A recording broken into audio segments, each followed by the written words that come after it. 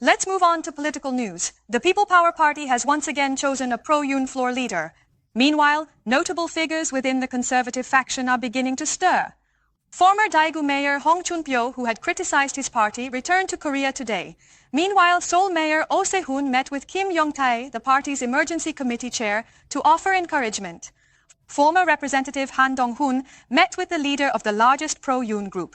Change is expected in the conservative reorganization. Jeong Tae-jin reporting. Hong Joon-pyo, the former Daegu mayor, who had announced his retirement and headed to Hawaii, returned to the airport today after 38 days.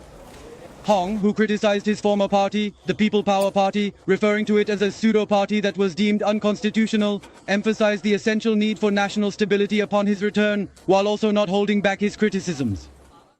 I sincerely hope the nation finds stability as soon as possible, for the sake of all our citizens and their well-being.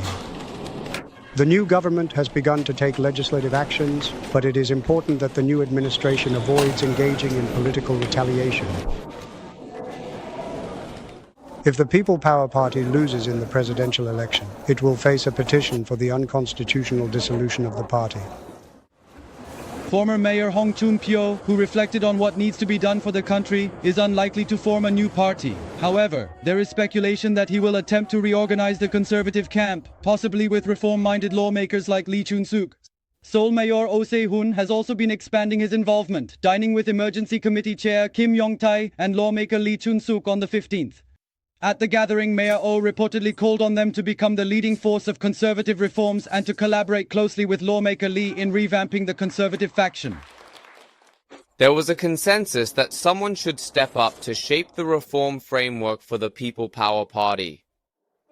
Former Representative Han Dong-hoon was also recently confirmed to have met with key figures of his former support organization. This key figure is understood to have told former Representative Han that Han Dong-hoon is the only hope for conservatives and should play a role in the upcoming party leader election as well. As attention focuses on the political realignment of the opposition, the conflict is expected to intensify with the beginning of a power struggle over party reform plans.